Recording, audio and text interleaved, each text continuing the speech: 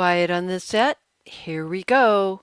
5, 4, 3, 2, 1. Hello, everybody. I'm Dear Myrtle, your friend in genealogy, not so retired as I am. This is a Mini-Myrt session, and we're going to be talking with my newfound cousin, Bill Moore. Bill, welcome. I'm going to pull you up on the stage here, and so good to talk with you tonight. Yeah, thanks for inviting me. Well, we we thought we were just at least colleagues Right. ancestrally because of our uh, Union Civil War ancestor soldiers. But we have peach jam in common. Do you want to talk about, is it peach jam or peach preserves? Well, it would be preserves for me. Um, we were talking before. My great grandmother, who I've written about quite a bit, um, had all sorts of fruit trees Mm. in her yard. And when it was time to harvest the fruit, she would just put up jars and jars and jars of preserves. Hmm. She didn't do jam. She would do jelly if she had some grapes, but for the most part, it was peach and apricot preserves. Mm. Um, and oh, they were wonderful. Um, So would my grandmother Myrtle.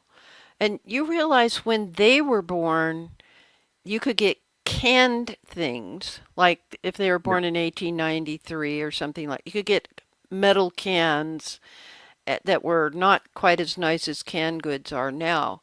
But the fact that housewives could put things up in the season thereof was a big deal. yeah, And in nice glass jars. And my grandmother Myrtle said it's preserves, not jam, because preserves are lumpier, that's not right. so much the gelatin part. You got more of the fruit. Yeah. And it was, yeah, go ahead. Well, as you say, Marnie, my great grandmother, um, remarkable woman, and um, my great grandfather died in a car wreck. He was an oil man. Hmm. She took over running his oil company, the refinery, the service stations, the whole bit. Did that for a few years until she found somebody that she thought was worthy of running the company. And so then she sold Good it. for her. Then she went into the home building business. Oh my Um, gosh.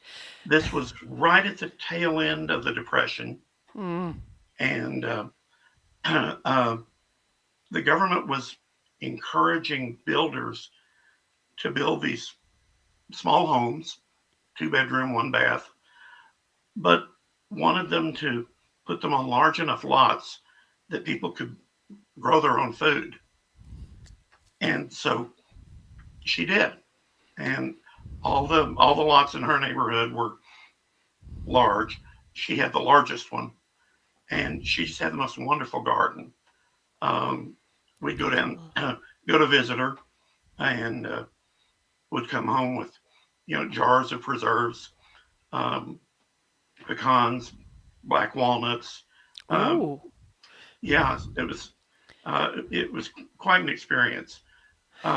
It was also really miserably hot. She was in yes.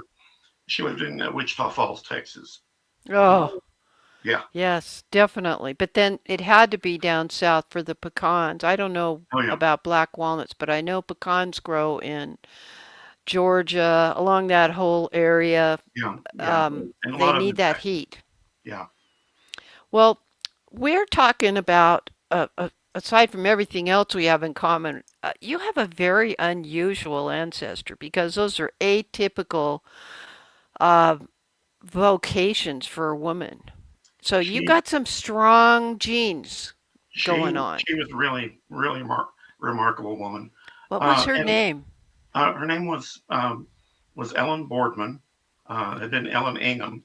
Yeah. Her uh, great uncle had been the Secretary of the Treasury under Andrew Jackson. Oh my gosh. Yeah, She had connections. and and at which she never told us. Oh my gosh. She She did not, Quaker stock, didn't believe in bragging about anything. So I had to find all this out on my own. But um, she, well, her family actually came over with William Penn, um, and were related to him by marriage. So You know that I have Quaker stock from Wales, Welshmen who yeah, were part of the ones that bought the 20,000 acres directly from William Penn, knowing that they could then sell it to mhm, their countrymen. And so we are connected in a lot of ways. Aside from the fact that you're great yeah, on Mondays with Myrt as an opinionated panelist. I want to switch gears and talk about RootsTech sure. because, and I want people to know where to find you, etc. And so for just a minute, let's go visit your Substack, and I will give the link now out in the chat. That we actually have a couple of folks over there. There was some mix up on the time, but we managed to get together here. If you type in the chat there on the YouTube side, let me go ahead and go to the comments side. Yeah, let us know you're there. I see Jolyn and Kayla were here earlier Yeah, wanting to see how you did. And Kayla's your partner in crime on the Roots Tech, pre-Roots Tech, Road to Roots Tech ride along. we're doing a lot of different things. Yeah, we're glad to And work with so I'm looking forward to seeing her in person at Roots Tech. And I know you've told me that you are going to be virtually attending Roots Tech. Now, what's your focus this year? This year. I'm really focusing in on the more professional side of things, the BCG sessions, um, the things that are a little maybe have a little more meat to them. I'm doing this for two reasons. One, I need to learn a little, but also I'm uh, second vice president of the Rochester Genealogical Society. Hmm. Excuse me, and I and co-chair of the program committee. So I'm always looking for speakers, and so I try to go, go to sessions with speakers that I haven't heard before, Hmm. and make some notes and decide who I'm going to go out and uh, pester until they agree to speak. We have a Texan in the house. My good friend Melinda is listening. Good to see you, Linda. Yeah. The so when we go to conferences, especially big conferences, and Roots Tech, it's arguably the largest genealogy tech conference in the world. There are tracks that are teaching people about record sets that they might go look at to solve a research challenge, like, or they might tell you how to use a website, like how to take advantage of full text search.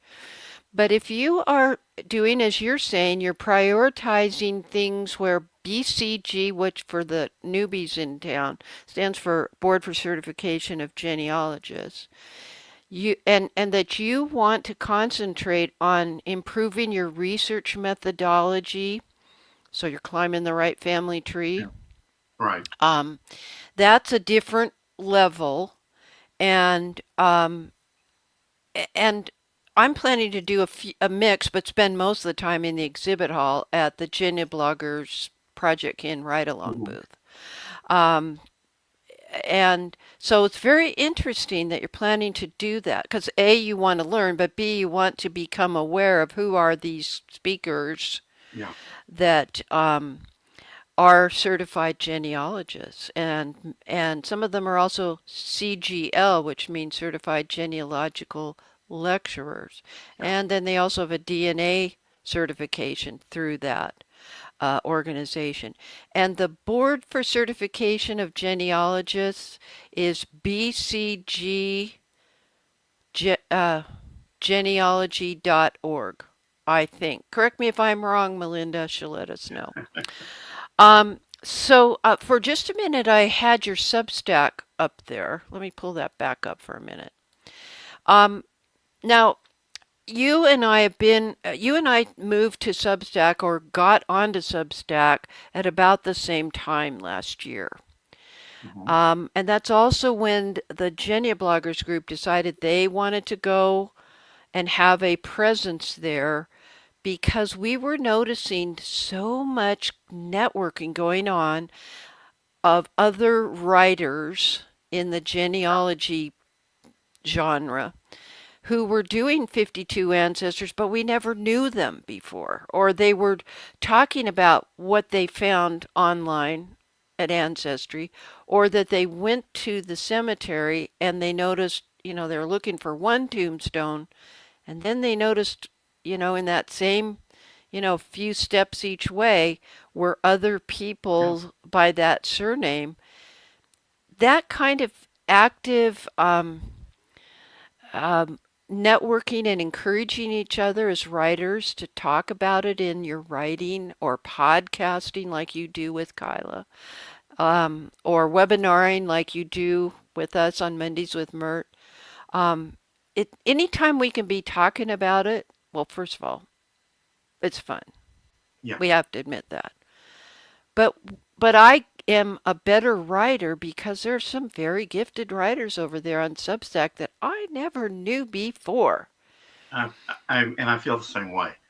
I um, one, it's competition. I mean, you don't want to put something out there that's sloppy when there's so many good writers in the group.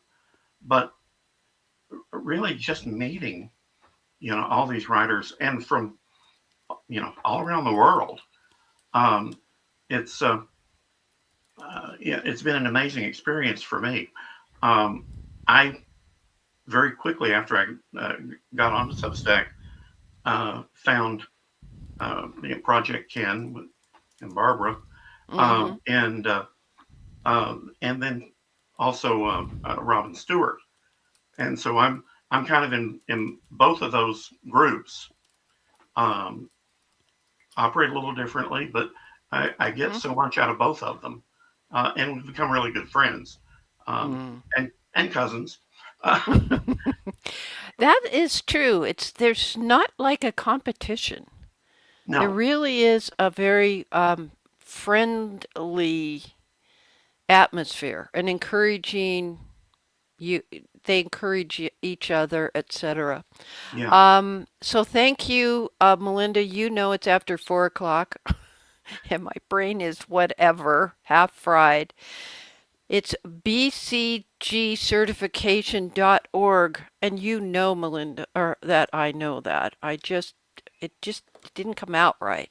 And that's where you can find out about certified genealogists. And it's one of several different credentialing organizations in the world. Um, but this last thing I want to mention before I let you go, because this is supposed to be a quick down and dirty, but we're really drawing it out because you're my cousin and it's so easy to talk to you. We're talking about the ride along partners at RootsTech, and you are part of the Road to RootsTech. This recording will show up on DearMYRTLE's YouTube channel, but it will also be in the collection that Barbara is curating, mhm, where we're talking about what people are planning to do when they get to RootsTech, whether they're doing it virtually or coming in person. It's all good. yeah, I really am happy that you joined me for just a few minutes, and I apologize for the challenge with our time period, but we got it in and I'm it's all glad you good. came. Yeah, it's all good. It's good to have you come visit. And folks, you'll want to, again, I've shared his link, the Bill Moore NY for New York, because that's where you live, isn't it, Bill? Yeah, Up yeah, upstate if it's Rochester, yeah. yeah, yeah. BillMooreNY.substack.com. Yeah, this is your where they will find you. It's all good. Nothing left to say, but on behalf of Bill and old Myrt here, happy family tree climbing, everybody. That's a wrap.